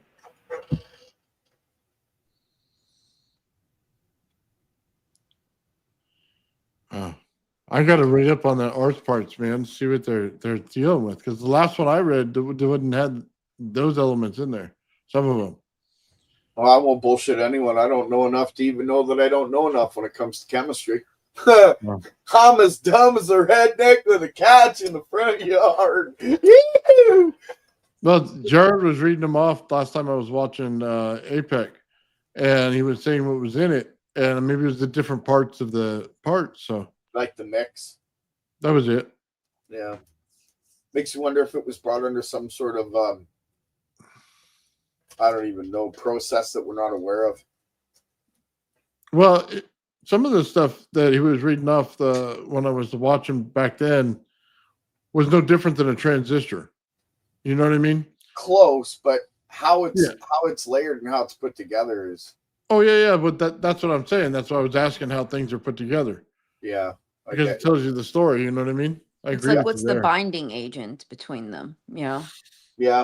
That's why I asked about the oxidation, because once you get an oxidation layer, things can't spark over between them. So that's why they use them in transistors. They put an oxidation layer in there. That's just interesting. Michael has like his own lab, I think, that he can. Oh yeah, do. they're in a big facility. Yeah, so he doesn't work at NASA, right? He just works with NASA once in a while. I don't know. I'm not sure. I'd have to ask him again. I have no idea. I just know I've seen his lab on some of the podcasts. On APAC and Jeremy Riss's channel and the other guys. So yeah, I know he's got a very decent lab, but I just don't know where or who he works for or any of that stuff. But yeah. I asked once. I think if we all got bismuth, man, everybody on all of our channels would love it, because everybody talks about it. So it'd be interesting just to find out when it converts to lead, when it doesn't. You know what I mean? What the reactions are between them. I have a feeling it's going to go super fast, and you're going to be able to use it like the copper in a transistor, and you're going to make that thing go super fast, so we can get super computing out of it. That's cool. Well, if you can build a skin out of bismuth for a ship there, Nathan, you and I could go for a nice long ride. All they are is little NPN transistors. That's all your little microchips are. No, too bad. But for a skin on a ship, I'm not sure what you would use. Well, that's what I'm saying. That's exactly what I would use. It's like, remember when they put out the first radio or the first thing on Telegram or Telegraph or whatever it was, and they were trying to get amplified. Oh, no, it was Bell. They were trying to amplify the signal over the seas, so they put in a transistor as an amplifier. We see them in systems amplifiers sometimes, but you got to remember, if you deal with saturation in this, then you can pull the energy from the atmosphere on the upper planet, and then you can pull that right in and use it as usable electricity to the skin without any electronic parts, because it is the electronic part. So you figure the skin should be like a transistor more than an actual covering. Yeah, it'd be more like a transistor. It would pull it in and let you use the energy and use it as amplification. That's an interesting theory. Yeah, well, because you're in that type of energy, you're in the same energy as the Earth produces. So it may have some strange effects when it comes to bismuth and stuff like that. That's why I told them to use the longitudinal wave in the system. That's interesting. I never thought of that. I would Transistor is a skin. but I would say a transducer, like a piezo transducer. If you were Yeah, to but they're make both that, pretty close. yeah, Well, it creates a they frequency. amplify the negative energy. Absolutely. So maybe the whole skin of the craft is a transducer itself. Yeah. You're talking about like the shielding. Well, the entire craft itself Okay. would be made like a piezo transducer, a whole like the whole craft. And So then- you want it to absorb energy and use it well, as. no, it will modulate it because the transducer, when you hit it with high voltage, it doubles the amount of potential coming out. Yeah, but For- force against it also puts energy into it. So if Sure. you move, Sure. Yeah. yeah, that may cause a problem if you're going super fast. So either way, to make Or it a fry a ship. transducer or a transistor, it has to be done by building up layers. Either way, correct? Yeah. And from Almost like what a I've paint seen, job.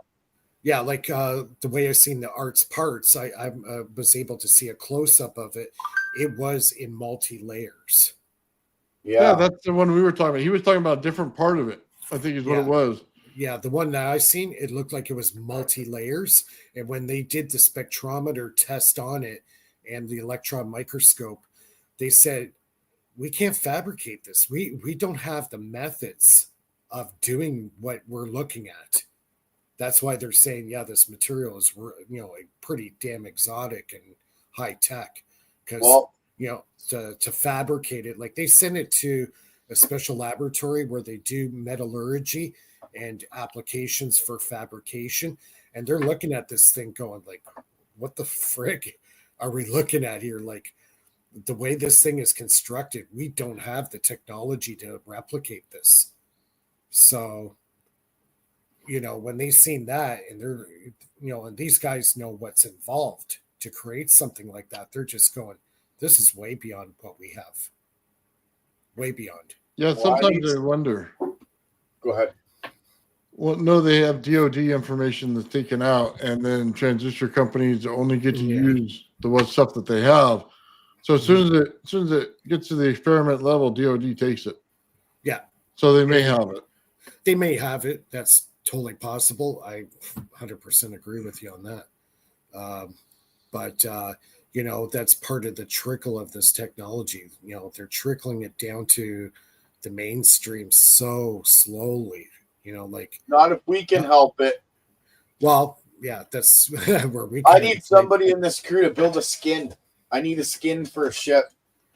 Like they're saying, the original UFO that crashed in Roswell, that was our first exposure to fiber optics. So there, Yeah. a lot of people are saying today that fiber optics came from that craft, and Well, we see graphene as like a like you showed earlier. You know what I mean?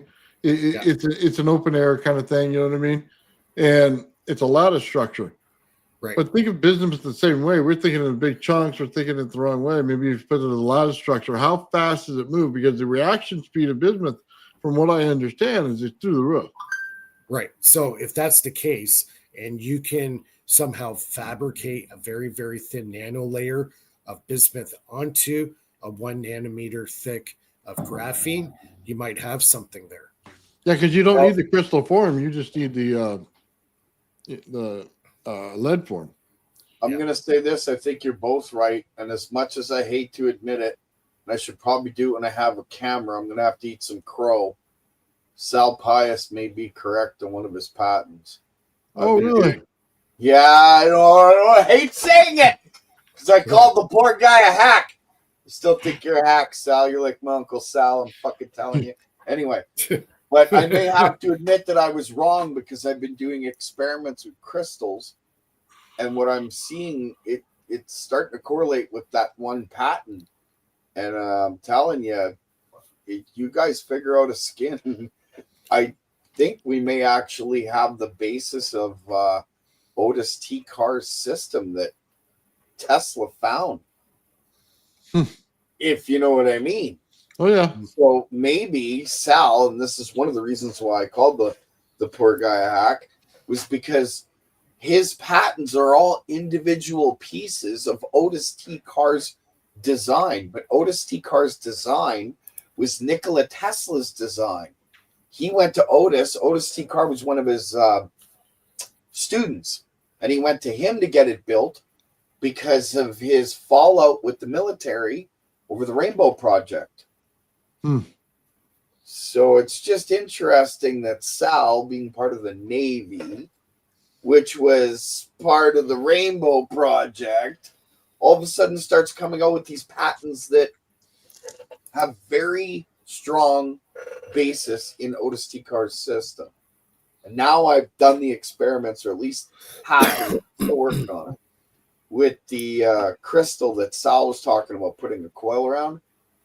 Yeah, I'm seeing expansion, guys. Literally seeing expansion of the crystal itself. So I've measured it, I've pulsed it. It grew, I think it was like 3 millimeters all the way around.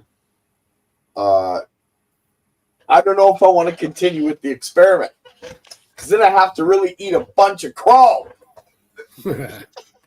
I'm willing, because if I'm wrong, I'm wrong. But Well, I'll tell you what, on some of those. The way he describes everything, he was right, just so you know, in the way he described everything. Just so you understand that. When you break down and cut down all the gibberish everybody else was talking around him, the way he described the energy and how it builds out was perfect. Yeah, there was some details left out and some things that were misexplained for a reason.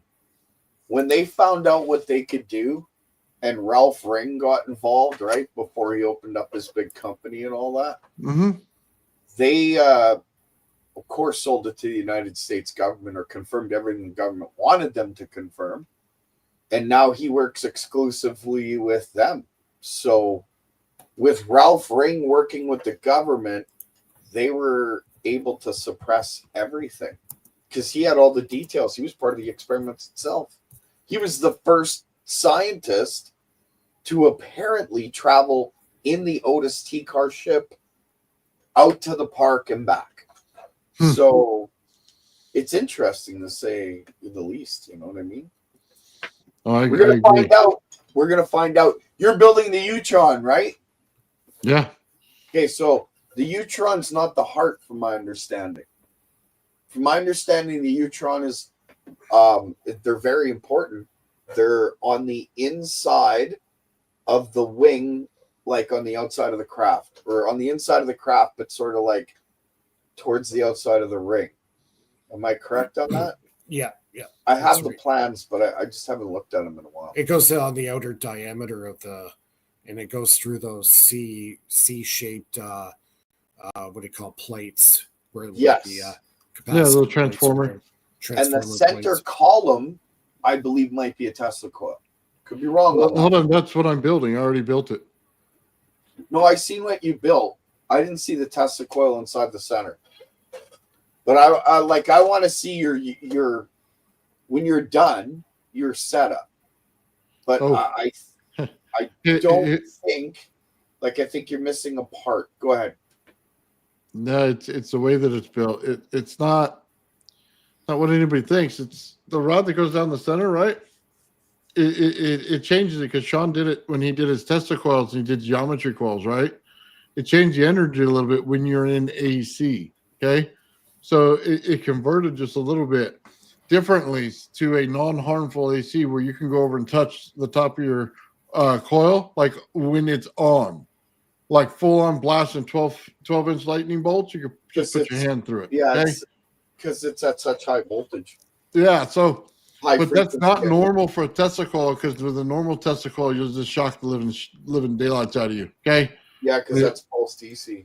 So it was changing the energy a little bit. So check it out. Anyway, when I built the thing, I built it bipolar. And usually there's a spot in between that you leave open when you do Otis T. Carr's one. But the cool thing was the way it builds out is the primary on it is just a ring around it.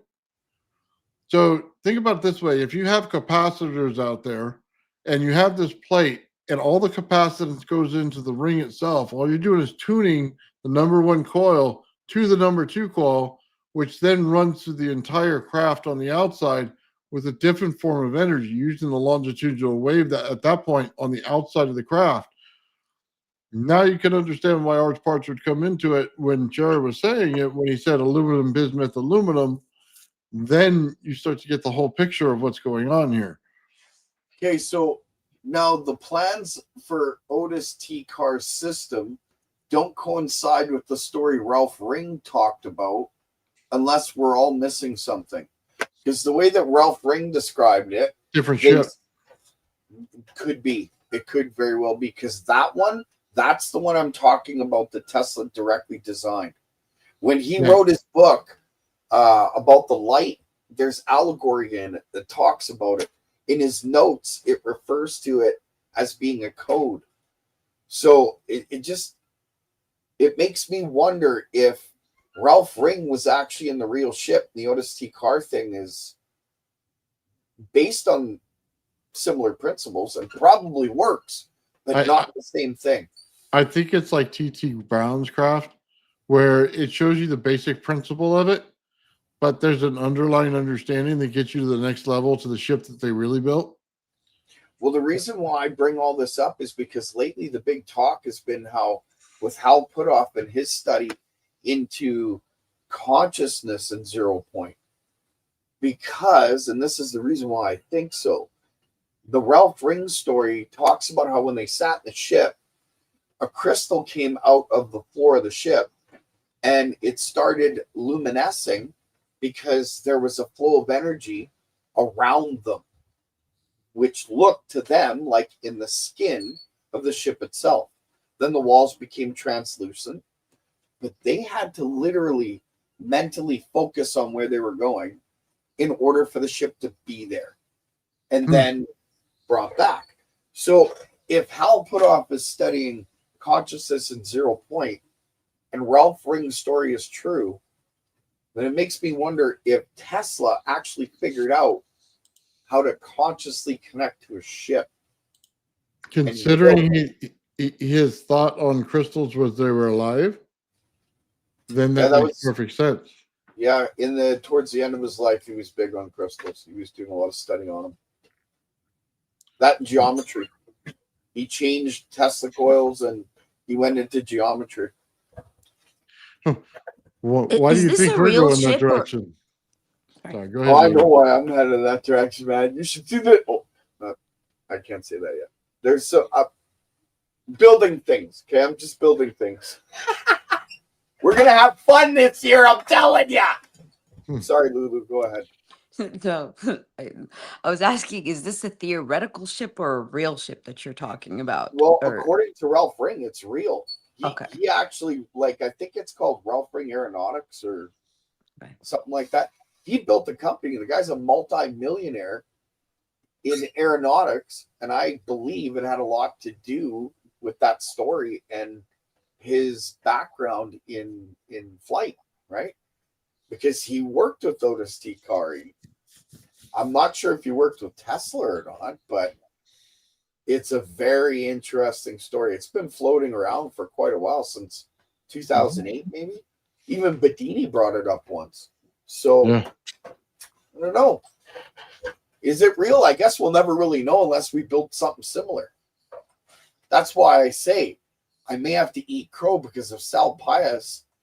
If what I'm seeing and it continues to show what I'm seeing, I'll have to eat crow because he's correct. But then it makes me question whether or not Ralph Ring was correct and that we may need to shift our direction a little. But I want to see the Utron system put together because I used to believe that thing could work just by the very description of it. So we're all working on crazy stuff. Let's get crazy. You know? There's a lot of crazy here. Yeah. So it's right here. Yeah. You're at the right channel. Normal never made it to a difference. Gotta have, have a different vision to Yeah, the world for it, for things to happen, for things to move. this group, we don't think outside the box. We stand on it and smash it. Sorry. I was thinking that earlier today. We build homes that look like boxes so we could be inside the box, but while Yeah. we're building it, we're outside the box. Go figure. Right? Like we when we're outside, like it's outside of the box. So it's kind And just you kind know, of if they funny. built houses like domes, no storm would be able to touch it. You'd never lose your roof. Snow couldn't accumulate up top. It would be 100% different. But no, we got to live in boxes. If you look at nature, there's never any straight lines. Nope. It's always curved. Swirls and circles. Fibonacci codes.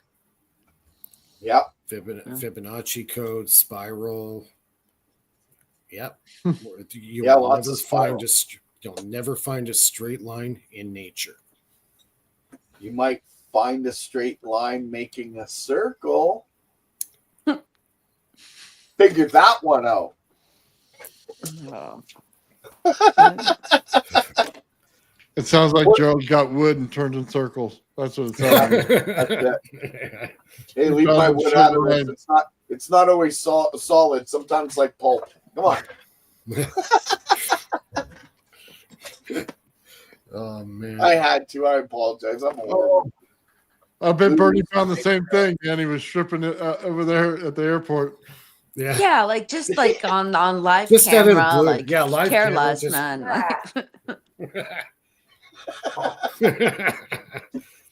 Free spirit. Oh, yeah. Life is short. Life is short. Oh man. What makes you wonder now when you're talking about that oasis hole in the middle of the desert? You know what I mean? Is that video going to be X-rated? Yeah. You know what I mean? The Let's taping hope shot. not. I like Bernie, but I don't want to see his X-rated. Yeah. Yeah. I could see him doing that at Julia's house, and then he might not come back home. Oh God, he just videos his crack as he goes. Oh, that's funny. No, he's Canadian. There's 3 holes. Oh my God.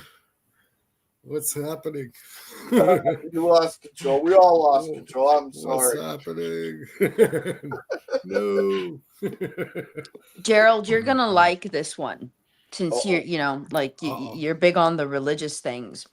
Uh-oh. I was doing a little bit of research. I'm gonna tell him about the place of the future.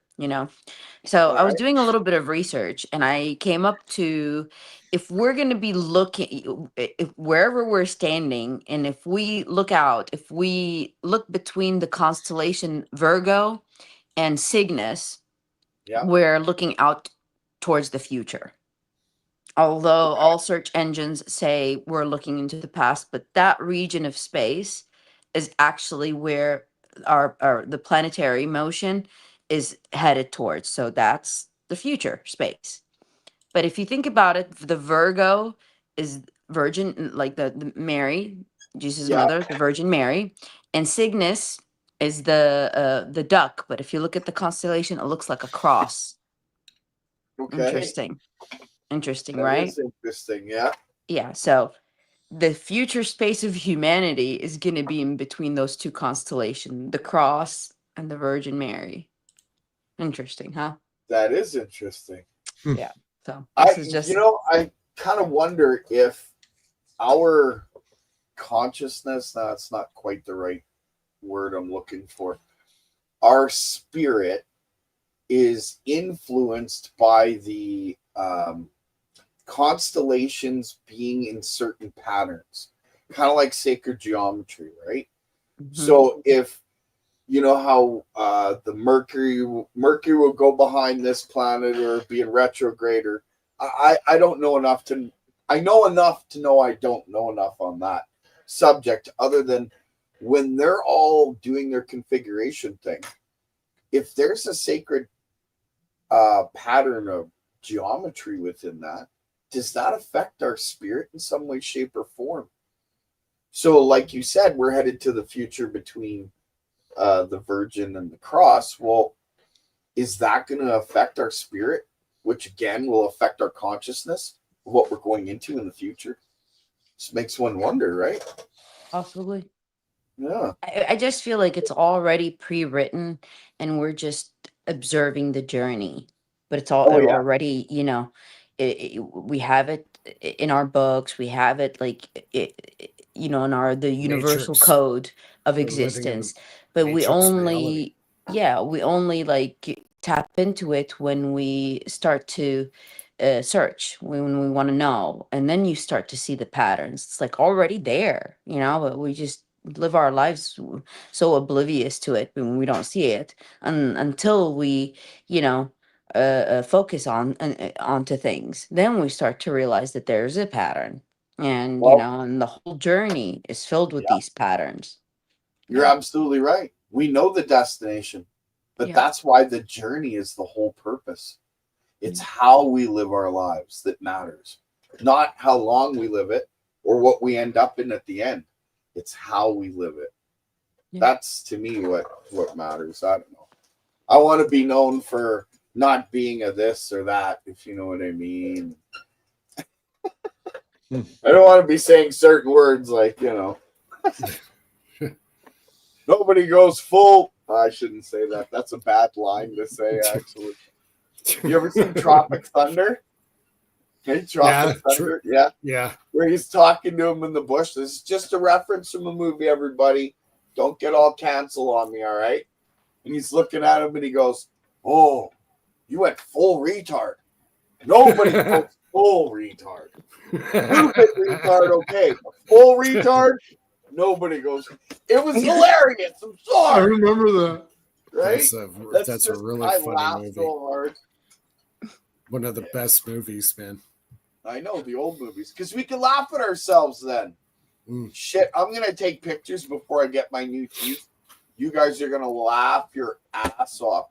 I look like a redneck from I don't even want to say. I'm missing so many of my front teeth right now because I've been getting work done on them. I got one tooth to the left.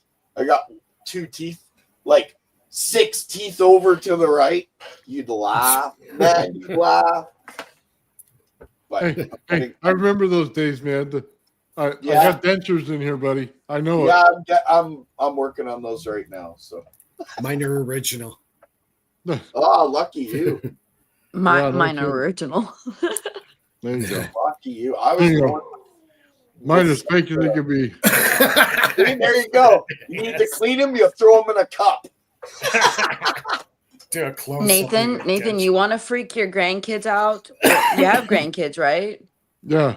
Okay. Well, I had a grandpa. He was like, I could bite my own ear. And I'm like, what do you mean you could bite your own ear? He would take out his denture and clip it on his ear. And I bit my own ear. That freaked me out when I was a kid. My father once was in the washroom and my mother said something to him. He laughed so hard. His dentures flew out of his mouth and landed in the toilet. Nice. Oh, God. I guess I'll have to get used to that. Not the toilet part, but Oh, man. When I was eating chicken wings, I had to take out my dentures, right? And the heat, you don't understand how much of a barrier those teeth are, right? Yeah. Oh. So you take out your denture and all the heat goes to your gums. So your whole mouth, including your tongue and under it, over it, is on fire. As soon as you go with the hot stuff. It's probably more sensitive, too, because it's always covered shortly, right? Yeah. You must have been in pain. You're going to love that one. You must I can't do hot wings. Sorry, go ahead. You must have been in so much pain. Oh, my God, dude. It was horrifying because it was like, okay, we had some ones that were not so bad. So I'm like, oh, my God, I might get through this night and not die. And then we had ones that are like super scorch yourself, right? So I got through that one and I'm thinking, man, it took me like 5-10 minutes, but I got through it. And then we put in some other thing in there. It was the fourth bottle you got into. That's oh my God, dude, that was horrifying because it didn't taste bad going down. Okay. But It's the the heat, after It's effects. the after. oh my God, it was so bad. The after 30 minutes effects. of hell. Couldn't That's do it, what I man. went through. Couldn't do it. I don't know how you do. I couldn't do it. I couldn't do it. Well, I'll tell you what, we're going to do it again, and then we're going to get slushies, and Slushies. we're going to chug them and see whose brain freezes first. You know what I mean? Or who pukes first? Yeah. After all those wings? Oh, I want to yeah, see I that. mean, you're loving that, huh? Well, I Yeah. can't be doing it, but I'll watch. Be on the toilet for the whole The night. things, yeah, the things I do for my channel, huh? Hey, teach your own, man. I couldn't. So all the power to you. Hot wings are hard. Shit. Smoking. Oh, it was smoking that night. I'll tell you that. That thing was on fire. It'd be for 3 days for me, man. I needed a bidet, if that tells you how bad it was. Oh, A permanent wash. Fire hose, never mind. That's a lot of heat. Wow. That would be hilarious. The cops show up and you got a hose in your ass. Vaseline, a bottle of Vaseline on the side. You may not be going to the hospital. They may be bringing you somewhere else after that. That's hilarious. Oh God, my face is hurting. You guys already. ever seen that movie UHF? Yes. Yeah, you have Yeah. a Weirdo Yankovic movie. Yeah. Do you remember the little kid Billy drinking from Oh, the yeah. fire hose? Yeah. He's holding fire hose. Yeah. You reminded me of it, Nathan. It's like the guy's standing there and he's like, Billy, you win. You get to drink from the fire hose. And he cranks it on into his face and sends him flying. Launches the kid across the room. Yeah, that's hilarious. Bad comedy, but just funny. Anyways, guys, we're gonna wrap it up for tonight. Just a show note: next week we're not doing a show, so it'll be the next following Friday. So you're gonna be in Calgary next week? Yeah, I'll be in Calgary next week. So You holidays. doing videos? I might try to do something out there. I don't know yet. Yeah, it's more for sightseeing and nice. Finish off the summer. So, I hear anyways, that. everybody, thanks a lot. We'll see everybody in 2 weeks. Good talking to you guys. We'll see you in 2 weeks, Mike. See you guys in 2 weeks. Not on everybody. Okay. Good night. Okay. Later. Take care. Everyone. Bye. Good show.